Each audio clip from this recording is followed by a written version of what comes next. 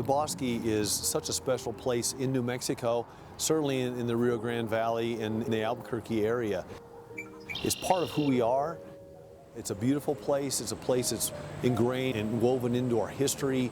And it's one of the places that makes us very, very special. And that's why it's so vitally important that we take care of it, that we put a sustainability plan into place, and that we hand it off better than we found it. And that's really what we're trying to do here with this program.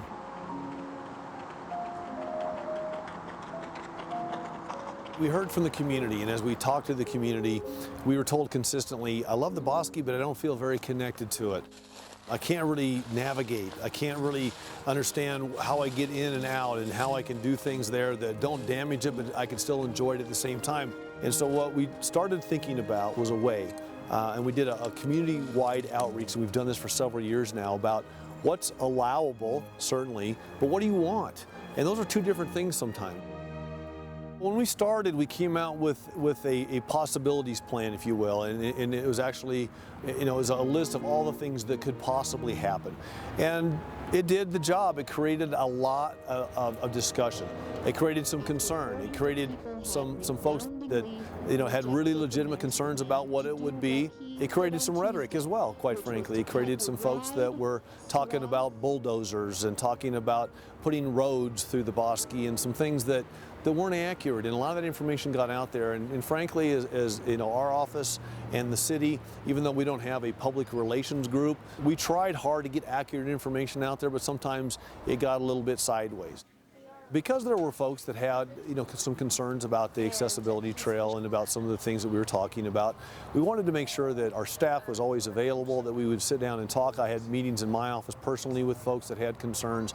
We had meeting after meeting in the community. We took input on the website, and we really tried to take all of those questions, all those concerns, all the opponents and all the proponents, and try to put all those thoughts together and come up with a plan that actually works. And I think we've done a good job of striking that balance. I understand as a mayor that the concern should be there about making sure that we don't do things that harm the Bosque, but at the same time, we have to have folks understand that this doesn't harm the Bosque. We did a year-long environmental study that says not only do we need to come in here and get rid of invasive species, but if we do an accessibility trail that people can use, it also gives us an opportunity to get rid of a lot of the rogue trails that have been cut over time. After all the discussion and after years of community input and after a year-long environmental study and after some angst in the community among some members about putting an accessibility trail in, we're just hearing story after story after story about people who love it.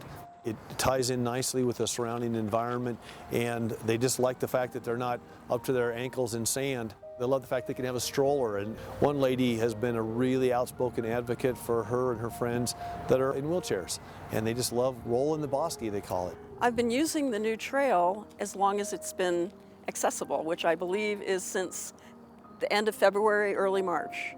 I have never been to the Bosque before this. I have never seen the river up close. I've never rolled under any trees or been able to, access the area.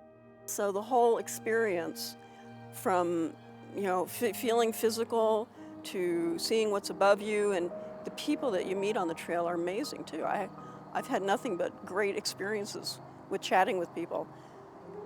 I guess I can't say enough about how important this is for me, and I think for a lot of people. You should be able to get here and enjoy this. You should be able to come down here and see the wildlife and see the beautiful cottonwood trees and just take in the smell and see the river, see the Rio Grande, and actually get close to it, put your toe in the water. Those are all things we wanted to do. And folks with disabilities kept saying that they didn't have the accessibility that they wanted. Well, this is a public place. So there's laws that deal with ADA accessibility, and that's important. But what's as important is this is our place as a community. My late husband and I used to talk about coming here because he was in a wheelchair. We would comment on all the wonderful, environment that the city has, and the open space program and stuff. And I pictured it, in my mind, and then I would see pictures and stuff. But to get here, as it's just, if you're in a wheelchair, it's just really hard, the floor. I think it's been great. I think the city's made a really honest effort to kind of meet people halfway. But now, if he were here now, I would definitely come down with him. I would say that the best way to take care of anything that you treasure, like the Bosque, is to have more people fall in love with it. The more people fall in love with it, the more people feel like they can get there and enjoy it. They take personal ownership. And then instead of having just a few people that feel like they have personal ownership, if we can have more of those kind of folks out there, then they're going to advocate. They're going to talk to their city councilors, they're going to talk to their mayors, they're going to talk to their legislators about, hey, let's continue to do sustainability measures, let's continue to make it healthier. So it's about stewardship, and it's about getting the entire community behind it, and the best way to do that is to get people introduced to it, let them fall in love, as I said earlier, with it, and then they'll take care of it. There's 3 total phases. Phase 1 and 2 were from here to I-40. We went to the siphon on the first phase, went from the siphon to I-40, and then the next phase will be to Montano. After we put the trail in like we did this year, then we'll come in behind it. We'll remove invasive species. We'll get rid of the old road trails. We'll plant new plants. We'll have, we'll bring conservation measures, sustainability measures into play. So today we announced the summer youth program in the Bosque for the sustainability measures, and this is important for a couple of reasons. First of all, the youth unemployment rate nationally is about 20%. We want to get our kids jobs. We want them to learn how to work. We want them to understand that a good day's work means a good day's pay. That's an important lesson, number one. Number two, we want to bring that next generation of stewards along. And I told the kids earlier today, I said, when you're my age, I'm 52 years old, when you're my age, I want you coming back here and I want you to say, when I was 16, 17, 18, 19 years old, I actually worked in the Bosque. I took care of it. Now, I have a personal ownership in this. I'm the next generation of stewards. I'm a steward. Mayor Barry wanted it better than he found it when he left office. I want it better than I found it. And it's just going to perpetuate over time, and it's going to be generational. The 6 weeks of working here, I've felt invested. I'm looking forward to visiting here throughout the college years and seeing, hey, I've worked on that. That's growing. We've planted the plants, so I want to see them grow and be big and strong. Because there's been a little bit of misinformation out there about what we're doing, let me just be really clear to folks what this looks like. So right next to me is a crusher-fine brown gravel trail that's been compacted. It's not asphalt, and it never will be asphalt. We're not putting in a road. We're not putting in buildings. There's no buildings being built inside of the levee. This is about a natural trail. It's about getting rid of rogue trails that were there. It's about removing invasive species. It's about planting new cottonwoods, new native species down here. And as you heard, part of this project this summer, we're taking out old tires, we're taking out tons of concrete, we're taking out orange barrels and just junk that ended up here over the years. Plus, of course, we want to make sure that the fire danger is as minimal as it can be, and part of that is making sure that the ground cover is healthy and well. You want to do the right things as a mayor and as an administration, and I'm just really pleased. We thought we were doing the right thing, but now we have people telling us that was the right thing. Thank you for doing it. Thank you for opening up our Bosque to us in the community.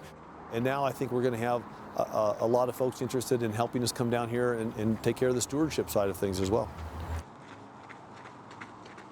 I really enjoy bicycling on it. I love to see the river, and so it's very pleasant for me. I think that it's very encouraging that the city, listen to our side of the story. We like to help people, create access. And I'm just I think Albuquerque is very forward moving, and I think this is another example of it. I do feel more connected.